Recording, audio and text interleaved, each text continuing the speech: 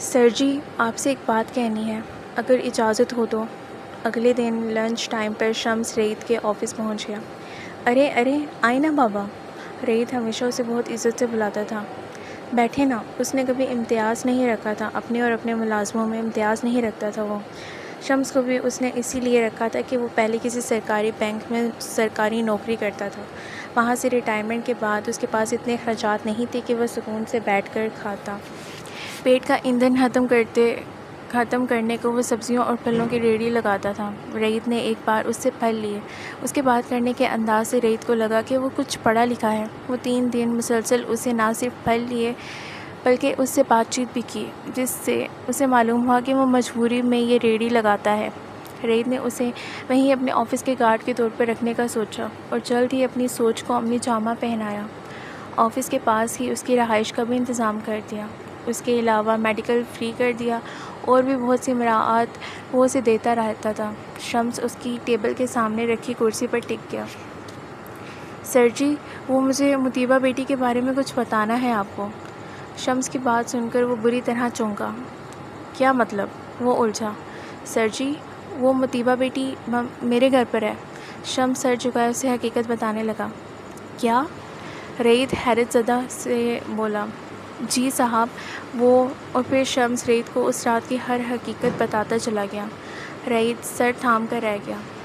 یہ کون سا معاشرہ ہے جہاں ہم سانس لے رہے ہیں، ایک لڑکی کو اس کے لڑکی ہونے کی سزا مل رہی ہے اور ہم اسے آزادی کا نام دے رہے ہیں۔ یکدم ریت کو لگا اسے سانس لینے میں دشواری ہو رہی ہو۔ حبس بڑھ رہا تھا۔ آپ نے مجھے اسی دن کال کیوں نہیں کی؟ ریت کچھ دیر بعد بات کرنے کے قابل ہوا۔ شمس سے شکوہ کیا۔ صاحب، مجھے اندازہ نہیں تھا کہ یہ لوگ اس طرح آ کر ہنگامہ کریں گے۔ شمس نے شرمندگی سے کہا۔ خیر، ابھی بھی کچھ نہیں بگڑا۔ میں شام میں آپ کے گھر آؤں گا، مگر یہ بات اب آپ نے یہاں کسی کو نہیں بتانی۔ ریت نے اسے تنبیہ کی۔ نہیں صاحب، آپ بے فکر رہیں، شمس کہتے ساتھ ہی اٹھ گیا۔ شام میں ریت شمس کے گھر موجود تھا۔ پہلے بھی ایک دو بار وہ گیا تھا، اس لیے سمیرہ اور منزہ اسے پہلے سے جانتی تھیں۔ کیسے ہیں بھائی؟ منزہ سے پہلی بار ملتے ہی ریت نے اسے سر یا صاحب کہنے کی جگہ بھائی کہنے کا حکم دیا تھا۔ بالکل ٹھیک گڑیا، تم کیسی ہو؟ مطیبہ ابھی منزہ کے کمرے میں تھی جب اسے ریت کی باہر آواز سنائی دی، جو منزہ سے باتیں کرتا ہوا باہر رکھی چارپائی پر ہی براجمان ہو چکا تھا۔ صاحب، آپ کیسے آئے؟ سمیرہ بھی ابھی دائیں جانب بنے چھوٹے سے کچن سے نکل کر باہر آئیں۔ بس کچھ ضروری کام تھا۔ مطیبہ پریشان ہوئی۔ باہر جائے کہ نہیں؟ اسے تو وہ کہہ چکی تھی کہ وہ شہر میں ہے ہی نہیں۔ کیا پتہ تھا کہ وہ یہاں بھی آتا ہوگا؟ شمس بھی اندر آ چکا تھا۔ ارے کوئی ٹھنڈا پانی لاؤ صاحب کے لیے۔ شمس نے بیوی کو گھیرکا۔ بس ٹھنڈا پانی ہونا چاہیے۔ میں بوتل نہیں پیتا۔ ریت نے سمیرہ کو ہدایت دی۔ چائے تو پئیں گے نا؟ سمیرہ نے ہچکچاتے ہوئے پوچھا۔ جی بالکل۔ ریت نے فوراً سر اس بات میں ہلایا۔ بابا، مطیبہ کو بلائیں۔ ریت نے شمس سے کہا۔ مطیبہ اس کی بات سن کر ششدر رہ گئی۔ وہ کیا کہہ رہا تھا؟ اس کو بلانے کا کیوں کہہ رہا تھا؟ وہ پریشان ہوئی۔ اور شمس بابا نے کیا بتا دیا اسے مطیبہ کی موجودگی کا؟ مطیبہ پریشان ہو اٹھی۔ شمس کمرے کی جانب بڑھا۔ بیٹا، باہر آئیں۔ شمس دروازہ کھٹکھٹا کر کمرے میں داخل ہوا جہاں وہ پریشان چہرہ لیے بیٹھی تھی۔ آپ نے سر کو بتا دیا؟ وہ بے یقین نظریں اس پر گاڑے دکھی لہجے میں بولی۔ بیٹیا، باہر آئیں، پھر بتاتا ہوں آپ کو۔ شمس اصرار کرنے لگا۔ مطیبہ کا دل برا ہو گیا۔ بادلِ ناخواستہ وہ باہر آئی۔ ریت نے بائیں جانب موجود کمروں میں سے ایک میں سے مطیبہ کو باہر آتے دیکھا، جو اس وقت منزہ کی ہرے رنگ کی شلوار قمیض پر اپنی اسکن چادر لپیٹے مدھم چال چلتی باہر آئی۔ السلام علیکم۔ مطیبہ نے نظر اٹھا کر سامنے بیٹھی ریت کو ایک نظر دیکھ کر سلام کیا، جس کی شکایتی نظریں مطیبہ پر ٹکی تھیں۔ وعلیکم السلام۔ مطیبہ اس کے سامنے رکھی چارپائی پر بیٹھ گئی۔ اگر اتنی ٹارزن نہیں ہے تو دوسروں کو اپنی مدد کے لیے پکارنے میں کوئی حرج نہیں ہوتا۔ ریت تو جیسے بھرا بیٹھا تھا۔ مطیبہ نے اس کے شکایتی انداز پر حیران نظروں سے اس کی جانب دیکھا۔ اس رات اگر آپ مجھے فون پر یہ ساری صورتحال بتا دیتی تو آپ کو یوں چھپنا نہ پڑتا۔ ریت کی بات پر وہ تلخی سے مسکرائی۔ میں آپ کو جانتی ہی کتنا ہوں کہ یہ سب آپ کو بتاتی۔ مطیبہ کی بات پر ریت نے بھویں اچکا کر اس کی بے اعتباری پر حیرانگی کا اظہار کیا۔ شمس بابا کو جانتی تھیں کیا؟ رعید کے سوال پر وہ نظریں جھکا گئی۔ بیٹیا، کل شہاب آفس آیا تھا اور اس نے بہت ہنگامہ کیا تھا، اس لیے مجھے صاحب کو سب بتانا پڑا۔ شمس نے مطیبہ کو یہ حقیقت بتائی جس کے سبب اس نے رعید کو مطیبہ کے ٹھکانے کے بارے میں بتایا۔ کیا؟ مطیبہ کی ہوائیاں اڑیں۔ جی، اور وہ آپ کو اپنی منکوحہ بھی ڈکلیئر کر رہا تھا۔ رعید کے بتانے پر وہ اور پریشان ہوئی۔ مگر میں تو اس کو جانتی تک نہیں، کجا کے نکاح؟ مطیبہ نے اپنی بات کلیئر کرنا چاہی۔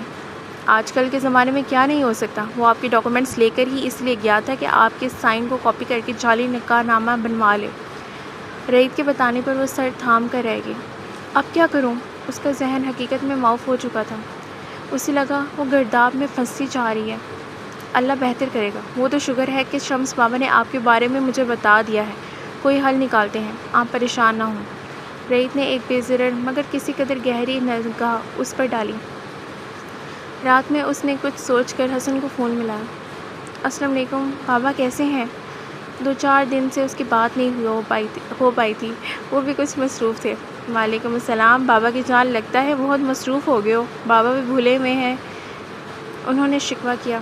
سوری بابا، بس کچھ مصروفیت تھی اور پھر ایک مسئلہ درپیش آ گیا تو آپ کو کال نہیں کر سکا۔ معذرت خواہانہ لہجے سے زیادہ مسئلے والی بات نے انہیں یکدم پریشان کیا۔ خیر ہو، کیا ہوا ہے بیٹے؟ وہ فکر مند ہوئے۔ رعید نے مطیبہ سے متعلق ایک ایک بات انہیں بتائی۔ واللہ، سن کر روح کام گئی۔ ہمارے معاشرے میں ابھی بھی ایسی صفاقی اپنے عروج پر ہے۔ جس امت میں اللہ نے بیٹیوں کو رحمت بنا کر بھیجا، وہاں ابھی بھی ایسے باپ ہیں جو انہیں اپنی غرض کے لیے استعمال کرتے ہیں۔ انسانیت پر افسوس ہوتا ہے، بیٹیوں کے تو اس قدر حقوق ہیں اور یہاں لوگ انہیں ہی چارے کی طرح استعمال کر رہے ہیں۔ بہت بہت دکھ ہوا اس بچی کے لیے۔ حسن کا افسردہ لہجہ رعید کو بھی افسردہ کر گیا۔ ایسے لوگوں کو تو چوراہے پر لٹکا کر کوڑے مارنے چاہیے، مگر افسوس اسی بات کا ہے کہ ایسے ہی لوگ کھلے عام دناتے پھرتے ہیں۔ ارے بیٹیاں تو دنیا کی میلی نظروں سے چھپا کر رکھنے والی ہوتی ہیں، ایسے سرے عام کوئی ان کو بیچتا ہے؟ بیٹا، تم جس حد تک ہو سکے اس لڑکی کی حفاظت کرو۔ ان کے لہجے کا دکھ ختم ہونے کا نام نہیں لے رہا تھا۔ بابا، میں نے ایک فیصلہ کیا ہے، اگر آپ اس میں میرا ساتھ دیں۔ رعید نے اب فون کرنے کا اصل مقصد بتانے کا فیصلہ کیا۔ ہاں بیٹا، ضرور بتاؤ۔ انہوں نے اسے اجازت دی۔ بابا، جس طرح وہ شخص نقلی نکاح نامہ بنوا چکا ہے، ہمارے یہاں کے جاہل جج اور وکیل چند ہزاروں اور لاکھوں کے عوض اسے اصل ہی مان لیں گے۔ آپ جانتے ہیں اس ملک میں چند پیسوں کے بدلے کسی کو بھی خریدا جا سکتا ہے۔ رعید کی بات سے انہیں 100% اتفاق تھا۔ میں اس لڑکی کے ساتھ نکاح کرنا چاہتا ہوں تاکہ ایک مضبوط رشتے میں بند کر میں بہتر انداز میں اس کی مدد کر سکوں، کیونکہ وہ شمس بابا کے گھر بھی تبھی تک محفوظ ہے جب تک ان درندوں کو اس کا علم نہیں۔ اگر انہیں علم ہو گیا تو مجھے ڈر ہے کہ وہ اسے اغوا کروانے میں ایک پل بھی نہیں لگائیں گے۔ رعید نے اپنی بات انہیں سمجھانی چاہیے۔ بیٹا، میں نے پہلے ہی تمہیں کہا ہے کہ اس لڑکی کی جس حد تک جا کر حفاظت کر سکتے ہو کرو۔ میں ہر طرح تمہارے ساتھ ہوں۔ تمہاری سوچ بہت اچھی ہے، مگر ایک بات کا خیال رکھنا۔ اس کی سوچ کو سراہتے ہوئے اسے تنبیہانہ انداز میں بولے۔ جی بابا، بولیں۔ بیٹا، نکاح کرتے وقت اس لڑکی کو یہ یقین دلانا کہ اگر وہ اس رشتے کو آگے بڑھانا چاہے تو اس کی مرضی، اور اگر ان لوگوں کو انجام تک پہنچانے کے بعد وہ بچی اس رشتے سے آزاد ہونا چاہے تو بھی اس کی مرضی۔ یہ اقدام تم اسے بچانے کے لیے کر رہے ہو، اسے ایک اور انوانٹڈ رشتے میں باندھنے کے لیے نہیں کرے۔ حسن کی بات کا مقصد وہ بہت اچھے سے سمجھ چکا تھا۔ جی بابا، یہ نکاح صرف اسے بچانے کے لیے ہوگا۔ رعید نے کچھ توقف کے بعد انہیں یقین دہانی کروائی۔ کیا آپ شامل ہو سکیں گے؟ اس نے ایک اور مدعا بیان کیا۔ بیٹا، یہاں کچھ ضروری امور ایسے آ گئے ہیں کہ میں چاہتے ہوئے بھی نکل نہیں سکتا، مگر اس کا ایک یہ حل ہو سکتا ہے کہ تم اسکائپ پر لائیو ویڈیو کی مدد سے مجھے اپنے نکاح میں شامل کر لو۔ انہوں نے فوراً حل پیش کیا۔ جی ضرور بابا، اللہ تمہیں خوشیاں دے۔ میں تو بہت سی غلطیاں کر چکا ہوں، مگر تم ہوا کی بیٹی کو بچا لینا۔ انہوں نے ایک آہ بھر کر کہا۔ رعید اس آہ میں چھپے غم سے واقف تھا۔ بابا، آپ انہیں ڈھونڈنے کی کوشش کیوں نہیں کرتے؟ کیا میں یہ کوشش کر سکتا ہوں؟ رعید انہیں اسی موضوع کی جانب آج پھر سے لے آیا جس سے وہ ہمیشہ اجتناب برتتے تھے۔ میری ایک ضروری کال آ رہی ہے، پھر بات کرتے ہیں۔ وہ پھر سے پہلو دہی کروا چکے تھے۔ رعید نے ایک بے بس نگاہ موبائل پر ڈالی جہاں اب فون بند ہونے کے بعد ٹھون ٹھون کی آواز آ رہی تھی۔ اگلے دن وہ پھر آفس کے بعد شمس کے گھر موجود تھا۔ شمس سے وہ نکاح والی بات کر چکا تھا۔ اب مسئلہ یہ تھا کہ مطیبہ سے کون بات کرتا۔ اس کی ماں بھی اس کے پاس نہیں تھی۔ رعیت نے خود ہی بات کرنے کا فیصلہ کیا۔ ارے بھائی، یہ تو کمال ہو گیا، اتنی جلدی ہی دوبارہ چکر بھی لگ گیا۔ منزہ نے مسکراتے ہوئے دروازہ کھولا، لطیف سے طنز کیا، بس دیکھ لو، کبھی کبھی ایسا بھی ہو جاتا ہے۔ رعیت نے اس کے سر پر چپت لگاتے کہا، بیٹھیں۔ اس نے چارپائی پر اسے بیٹھنے کا اشارہ کیا۔ تمہاری دوست اور اماں کہاں ہیں؟ رعیت کو وہ دونوں نظر نہ آئی تو بولا، اماں نزدیک دکان پر گئی ہیں، مطیبہ شاید عصر کی نماز پڑھی ہے۔ اس نے تفصیل سے رعیت کو بتایا۔ اسی اثنا میں سمیرہ بھی آ گئی۔ کیسے ہیں صاحب؟ اندر آتے رعیت کے سلام کا جواب محبت سے دیتے وہ بولی، کتنی بار آپ کو کہا ہے صاحب نہ کہا کریں، بیٹا کہا کریں۔ رعیت ہبکی بھرے انداز میں بولا، کیا کروں، بس زبان پر یہی چڑھا ہے، بھائی کو کچھ کھلایا پلایا یا منہ اٹھا کر کھڑی ہے؟ رعیت سے مخاطب ہوتے ہی ایک دم سمیرہ کو مہمان نوازی کا خیال آیا تو منزہ کے لتے لیے، ابھی تو آئے ہیں۔ وہ رعیت کے سامنے ایسی شامت آتے دیکھ کر منہ پھیلا گئی، نہیں کچھ کھانا پینا نہیں ہے، منزہ مطیبہ کو بلاؤ اور آپ بھی یہاں بیٹھیں، مجھے کچھ ضروری بات کرنی ہے۔ رعیت نے سنجیدگی سے سمیرہ کو اپنے سامنے رکھی چارپائی پر بیٹھنے کا کہا، منزہ مطیبہ کو بلا لاؤ، جو نماز ختم کیے دعا مانگنے میں مصروف تھی۔ رعیت بھائی تمہیں بلا رہے ہیں۔ کمرے میں آتے ہی مطیبہ سے مخاطب ہوئی۔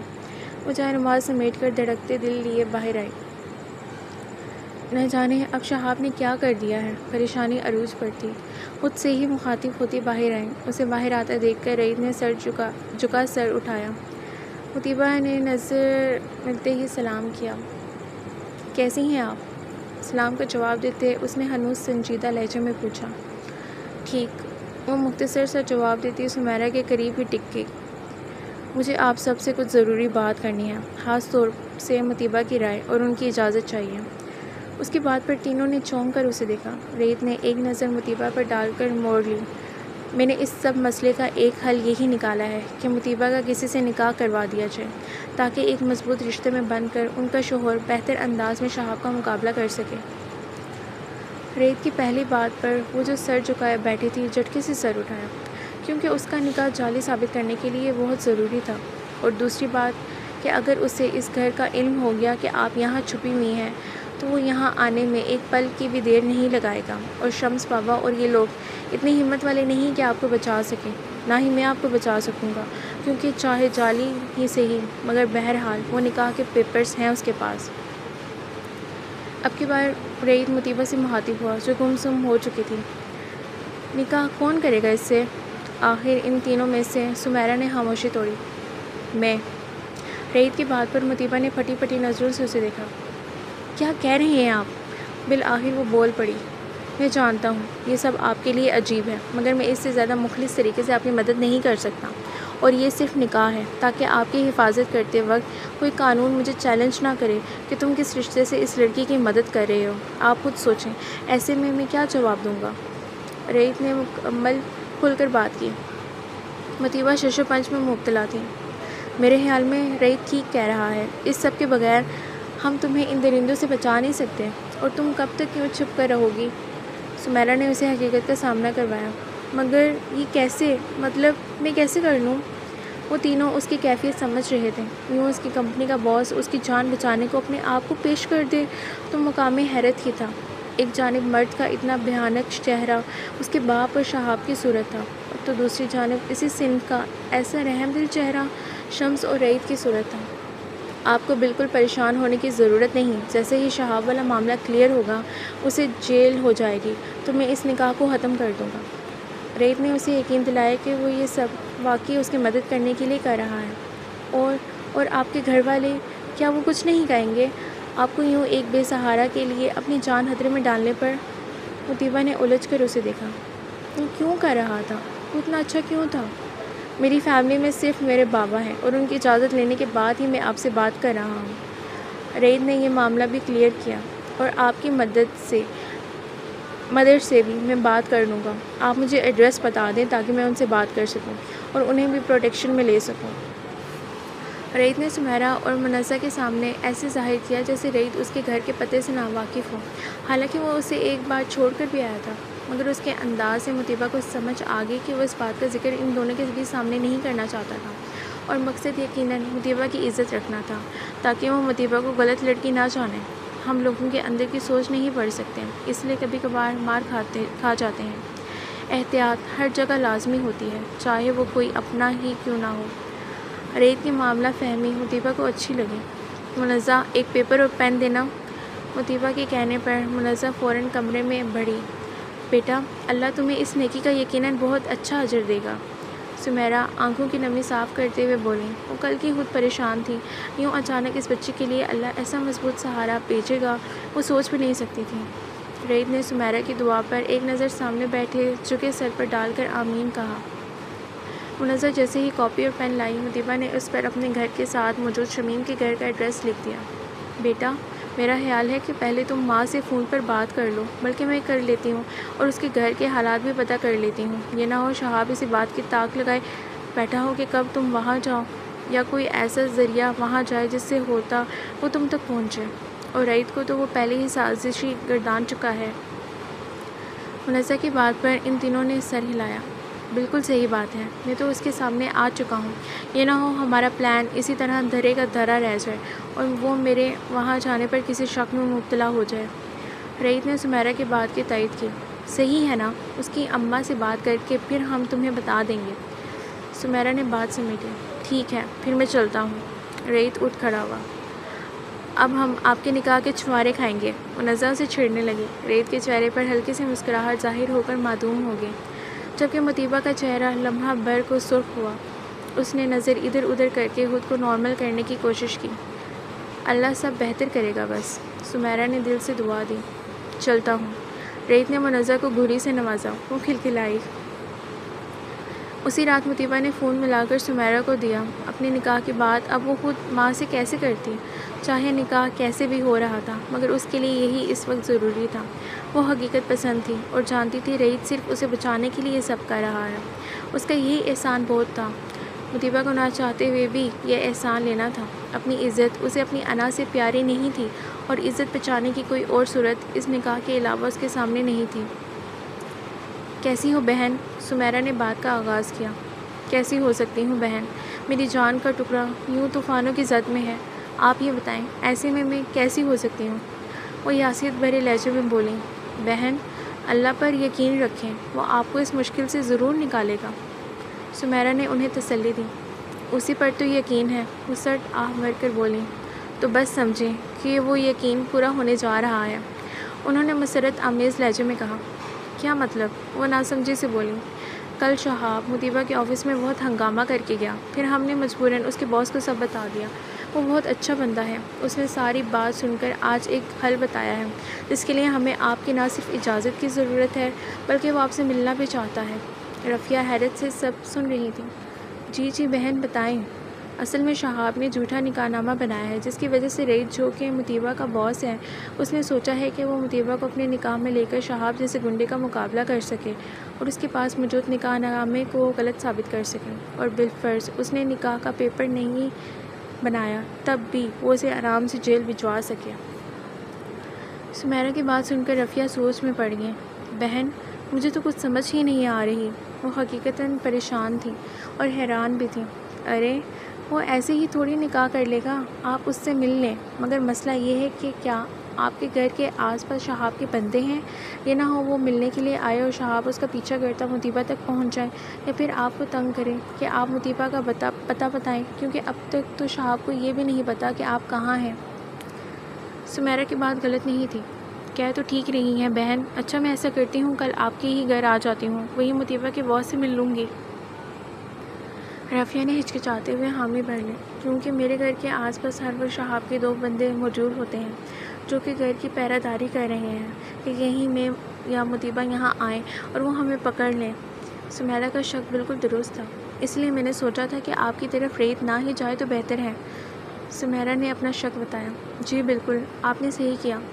رافیہ نے ان کی تائید کی۔ چلیں ٹھیک ہے، آپ پھر کل ہماری طرف آ جائیں۔ سمیرہ نے پروگرام بناتے ساتھ ہی رافیہ کو اپنے گھر کا ایڈریس بتایا۔ اگلے دن برقعے میں رفیہ خود کو اچھی طرح ڈھانپے شمیم کے گھر سے نکلی۔ دل کو دھڑکا بھی لگا تھا کہ کوئی پیچھا نہ کر لے، مگر شکر ہو کہ شہاب کے بندوں کو شک نہیں ہوا۔ شمیم نے روٹ کی بس پکڑی اور سیدھا شمس کے گھر جا پہنچی۔ مطیبہ تو اتنے دنوں بعد ماں کو دیکھ کر خود پر اختیار کھو بیٹھی۔ نہ میری بیٹی، نہ، اللہ نے دیکھ کتنا کرم کیا ہے ہم پر، کیسے تجھے ان سفاک لوگوں سے بچا لیا ہے۔ اب مجھے کوئی پریشانی نہیں، یقیناً اللہ تیرے لیے بہتر کرے گا۔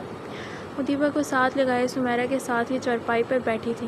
سمیرہ اور منزہ کی آنکھیں بھی اشک بار تھیں۔ آپ کو نہیں پتہ کیسے میں اکیلی ہو گئی تھی، اگر یہ لوگ نہ ہوتے تو میں تو مرنے والی تھی۔ مطیبہ نے آنسو صاف کرتے تشکرانہ نظریں منزہ اور سمیرہ پر ڈالتے کہا، بہن آپ لوگوں کا واقعی بہت شکریہ، جس طرح آپ لوگوں نے ہمارا ساتھ دیا ہے اس دور میں ایسا تو اپنے بھی نہیں کرتے۔ سمیرہ کے ہاتھ تھامتے رفیہ نرم لہجے میں بولی، ارے بہن شرمندہ مت کریں، یہ میری منزہ کی ہی طرح مجھے عزیز ہے۔ سمیرہ نے محبت سے مطیبہ کو دیکھتے کہا۔ منزہ چائے بنانے اندر جا چکی تھی۔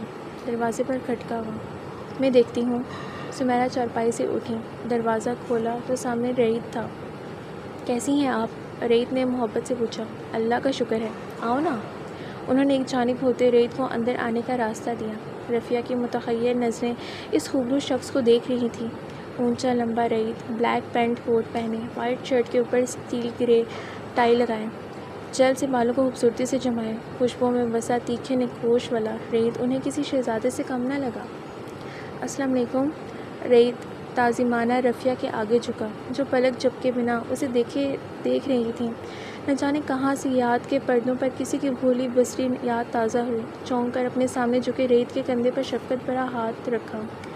مطیبہ اسے سلام کر کے منزہ کے پاس کچن میں جا چکی تھی۔ جس لمحے وہ لوگ چائے کے لوازمات لے کر باہر آئیں، ماحول کافی خوشگوار لگا۔ لگتا تھا رفیہ اس نکاح کے لیے مان چکی ہوں۔ میرے خیال میں آپ کی موجودگی میں ہی نکاح ادا ہو جائے تو بہتر ہے۔ مطیبہ سب کچھ چائے دے رہی تھی جب رعیت کی بات پر اس کا رعیت کچھ چائے پیش کرتا ہاتھ کانپا۔ رعیت نے ایک اچٹتی سی نگاہ اپنے سامنے موجود بوکھلائی سی مطیبہ پر ڈالی، ایک ہاتھ سے ٹرے تھامی اور دوسرے ہاتھ سے چائے کا کپ تھاما۔ مطیبہ نے خجل ہو کر ٹرے چھوڑ دی۔ رعیت نے کوئی بھی تاثر دیے بنا ٹرے سامنے موجود چھوٹے سے لکڑی کے ٹیبل پر رکھی۔ ہاں، میرا خیال ہے یہ مناسب ہوگا تاکہ پھر کیس شروع کیا جائے۔ سمیرہ نے رعیت کی بات پر ہاں میں ہاں ملائی۔ اور آج ہی آپ دونوں میرے ساتھ میرے گھر چلیں گی تاکہ وہاں سیکیورٹی میں رہیں، اور 1-2 دن میں کیس شروع کروا دوں گا۔ رعیت کی بات پر مطیبہ اور رفیہ ایک دوسرے کو دیکھ کر رہ گئیں، کیونکہ اس نکاح کے بعد آپ کا واپس اسی محلے میں جانا خطرے سے کم نہیں ہے۔ یہ نہ ہو انہیں سنگن مل جائے اور وہ آپ کے ذریعے ہمیں کسی طرح سے ایموشنلی بلیک میل کریں۔ رعیت کی بات انہیں درست لگی۔ مطیبہ تو مسلسل خاموش تھی، جس نے کبھی کسی کا احسان نہ لیا تھا۔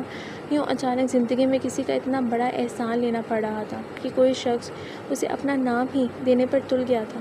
گہری سانس خارج کرتے وہ وہاں سے اٹھ گئی۔ رعیت نے خاموش نظروں سے اسے وہاں سے جاتے دیکھا۔ ٹھیک ہے بیٹا۔ رفیہ نے رعیت کو اپنے پروگرام پر عمل کرنے کا عندیہ دے دیا۔ رعیت نے سر ہلا کر فیصلہ سنا۔ 1 گھنٹے بعد رعیت کے چند دوست، رعیت کی کزن ایک سادہ مگر پیارا سا ہلکے کافی رنگ کا جوڑا مطیبہ کے لیے لائی، ساتھ میں میچنگ جوتے بھی تھے۔ رعیت نے منزہ سے کہلوا کر مطیبہ کے جوتے کا سائز پتہ کروایا تھا۔ مطیبہ نے کسی بات پر کوئی احتجاج نہیں کیا تھا، وہ بس خاموش تماشائی بنی تھی، یہ سب اپنے ساتھ ہوتا دیکھ رہی تھی۔ ایک سناٹا تھا جو اندر باہر پھیل چکا تھا۔ مولوی اور شمس مطیبہ کے پاس کمرے میں آئے، جہاں وہ کپڑے تبدیل کیے، سوٹ کا ہم رنگ دوپٹہ سر پر رکھے، نکاح کے پیپرز پر کسی روبوٹ کی طرح سائن کر رہی تھی۔ ایک جانب سمیرہ رفیہ کے کندھوں پر ہاتھ رکھے انہیں حوصلہ دے رہی تھی، جو مسلسل روئے جا رہی تھی، اور دوسری جانب مطیبہ کے پاس منزہ اس کے کندھوں پر بازو پھیلائے بیٹھی تھی۔ مطیبہ بالکل ساکت بیٹھی تھی، بس قبول ہے کہ وقت ہی اس کے لب فقط ہلے تھے۔ مطیبہ سے سائن کروا کر مولوی رعیت کے پاس گیا۔ مطیبہ کی نسبت نہ جانے کیوں رعیت کے دل میں ایک عجیب سی ہلچل تھی، خوشی تھی، حیرت تھی، کیا تھا، مگر بے چینی نہیں تھی۔ دل میں ہلچل تھی، وہ ہلچل جو محبت کی پہلی بارش کی پھوار محسوس کر کے ہوتی ہے۔ رعیت نے حسن کو مسلسل آن لائن رکھا ہوا تھا، وہ بیٹے کے نکاح کا منظر نم آنکھوں سے دیکھ رہے تھے۔ بیٹا، وہ بچی کہاں ہے؟ میں دیکھنا چاہتا ہوں۔ حسن نے نکاح مکمل ہونے کے بعد اپنی خواہش کا اظہار کیا۔ بابا، وہ کمرے میں ہیں۔ میں مشال کو کہتا ہوں، وہ موبائل وہاں لے جاتی ہے۔ رعید ابھی مشال کو آواز دینے ہی والا تھا کہ حسن کے دوسرے موبائل پر کال آنے لگی۔ بیٹا، ایک ضروری کال آ رہی ہے، میں پھر کل انشاءاللہ بچی اور اس کی امی سے بات کروں گا۔ حسن نے معذرت کی۔ ٹھیک ہے بابا۔ رعید نے کوئی اعتراض نہ کیا۔ مبارک ہو آنٹی۔ مبارک ہو بھابھی۔ رعید کی کزن چہکتے ہوئے مطیبہ کو ساتھ لگا کر مبارک دے رہی تھی۔ مطیبہ سپاٹ چہرہ لیے اس کی خوشی دیکھ رہی تھی۔ بھابھی، یہ لفظ ہی کتنا عجیب لگ رہا تھا۔ رعید ریفریشمنٹ کا کچھ سامان منگوا چکا تھا۔ منزہ اور مشال سب کو کھانے پینے کی چیزیں پیش کر رہی تھیں۔ شکر اللہ کا، سب خیر خیریت سے ہوگا۔ منزہ نے ہاتھ آپس میں جوڑ کر لمحہ بھر کو آنکھیں بند کر کے رفیہ کو مخاطب کیا۔ بس بہن، دعا کرنا اس گرداب سے جلد باہر آ جائیں۔ اللہ رعید بیٹے کو بے حساب خوشیاں دے، جس نے ہم غریبوں کے لیے اتنا بڑا قدم اٹھایا ہے۔ رفیہ بھی جانتی تھی کہ یہ نکاح صرف مصلحتاً کیا گیا ہے۔ وہ کسی خوش فہمی میں کچھ دیر بعد ہی جہاں سب مہمان گئے، وہیں رعید نے بھی جانے کی اجازت مانگی۔ آپ سب کا بے حد شکریہ۔ رعید نے شمس پاپا سے ہاتھ ملاتے سمیرہ اور منزہ کو بھی مخاطب کیا۔ اللہ بس انہیں ان تکلیف دہ حالات سے نکالے، اور ویسے بھی بیٹا، انسان ہی انسان کے کام آتا ہے نا۔ سمیرہ نے سچے دل سے کہا۔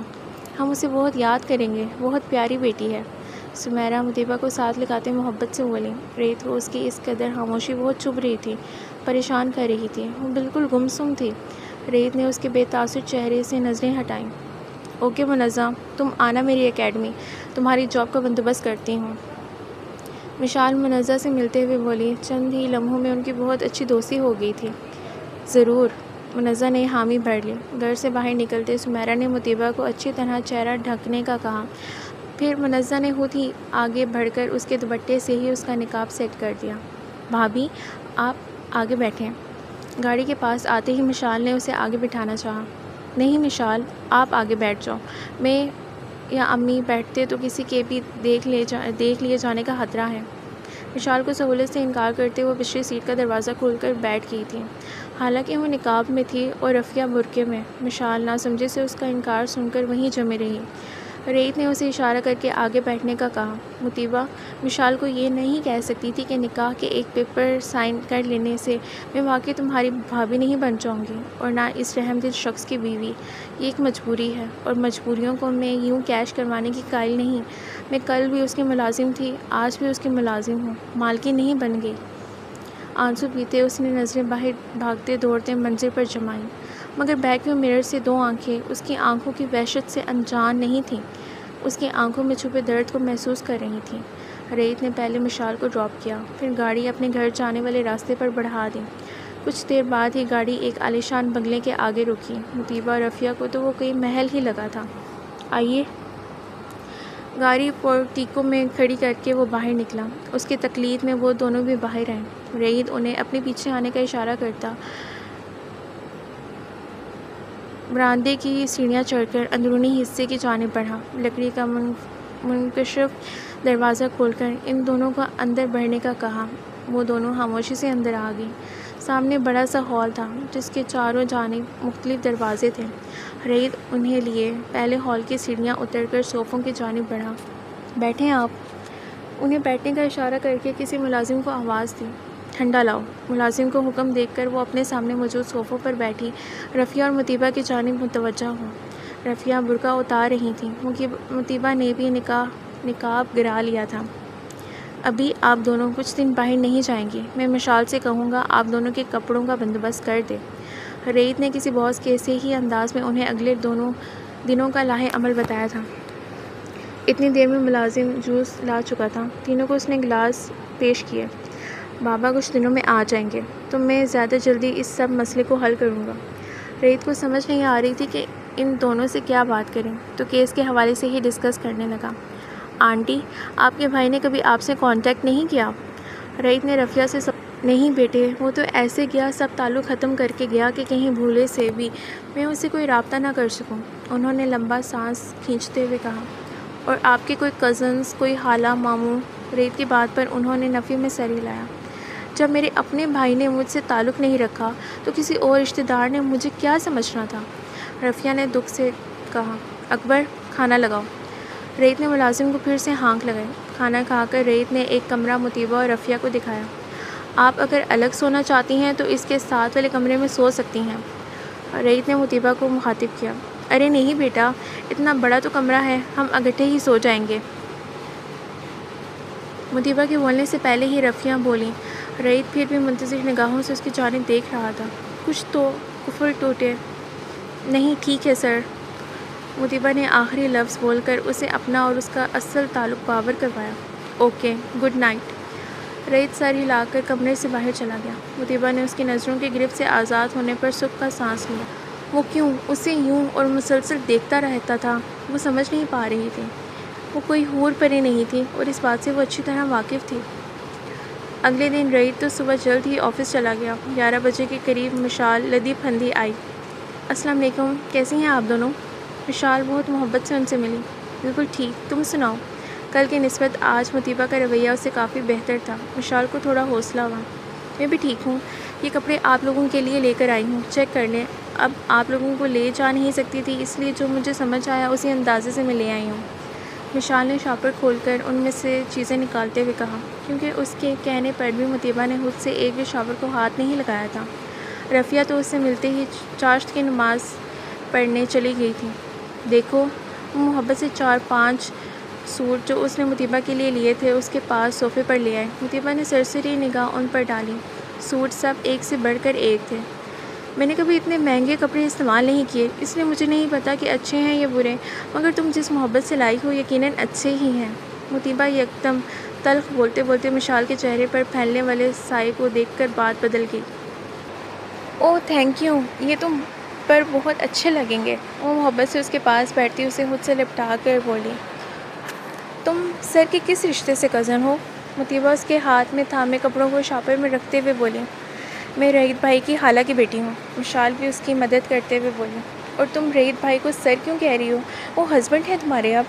مشال اسے ٹوک کر بولی۔ تمہیں جب سر نے اس نکاح کے وقت بلایا تو کیا بتایا تھا؟ مطیبہ اس کا سوال نظر انداز کر کے اپنا سوال لیے بیٹھی۔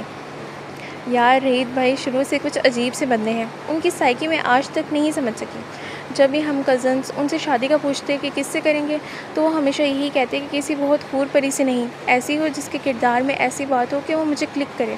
اور ہاں، میری شادی ہمیشہ ہنگامی حالت میں ہوگی۔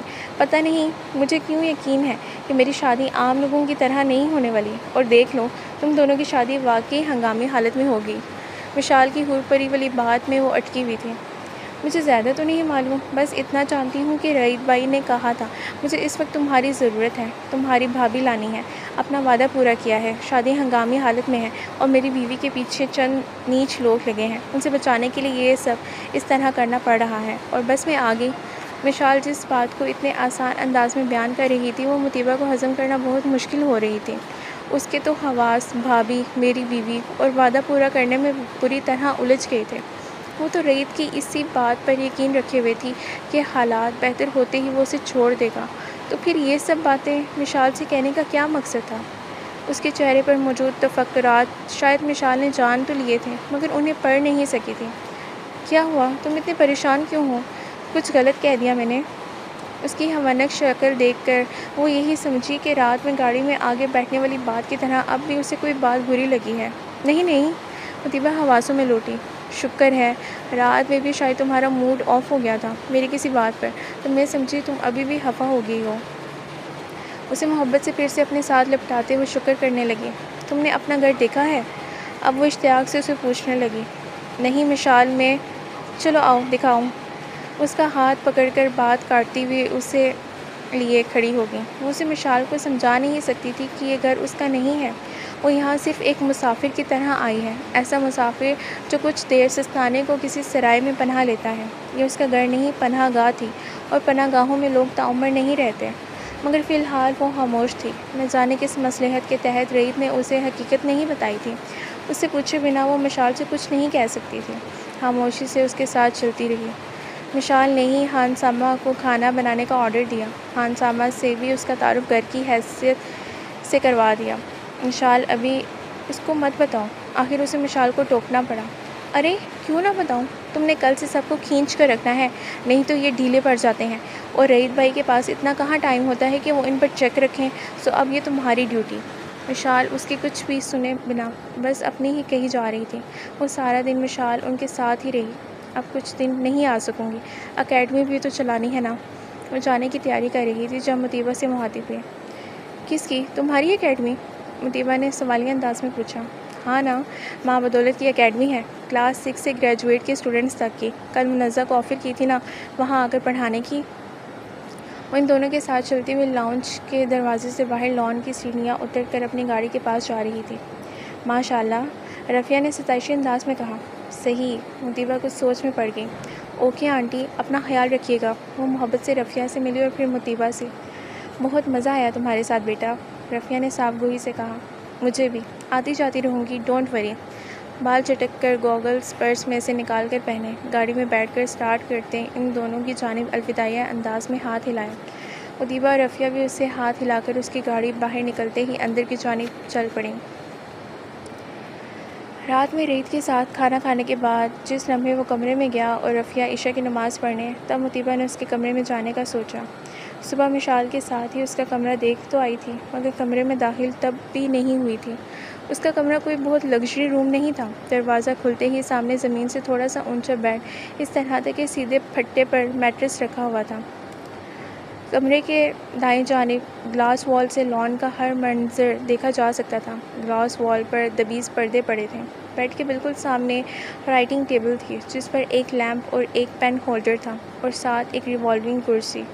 بائیں ہاتھ پر دیوار کے ساتھ کین کا بک ریک پڑا تھا جس میں بہت سی معلوماتی کتابیں موجود تھیں۔ ریک کے ساتھ ہی بن بیگ سے بنے 2 سنگل صوفے تھے جو ڈائس کے پرنٹ میں تھے۔ مطیبہ نے دروازہ نوک کیا۔ رعیت، جو کہ بیڈ پر تقریباً نیم دراز کتاب پڑھنے میں محو تھا، ہلکی آواز میں موسیقی بھی لگا رکھی تھی، حیرت سے چند لمحے دروازے کو گھورنے کے بعد سیدھا ہو کر بیٹھا۔ کم ان۔ اس کی اجازت ملتے ہی مطیبہ نے کمرے کا دروازہ کھولا۔ اسے دروازے میں استعداد دیکھ کر رعیت حیران ہوا۔ آئیں پلیز۔ ٹانگیں سمیٹ کر اسے اندر آنے کی اجازت دی۔ آپ باہر آ سکتے ہیں، مجھے کچھ ضروری بات کرنی ہے۔ گھبراتے لہجے پر قابو پاتے وہ اندر آنے کو انکاری ہوئی۔ آپ اندر آ جائیں، کوئی ایشو نہیں ہے، دروازہ کھلا رکھیں۔ رعیت اس کی گھبراہٹ سے محظوظ ہوا۔ پہلی بار اسے خود سے گھبراتے دیکھا تھا۔ نہیں، آپ باہر آ جائیں۔ وہ بضد تھی۔ اوکے، آپ لان میں چلے، میں آتا ہوں۔ رعیت نے اٹھتے ہوئے حامی بھری۔ مطیبہ نے سکھ کا سانس لیا اور خاموشی سے باہر جا کر لان کے پلر کے پاس جا کھڑی ہوئی۔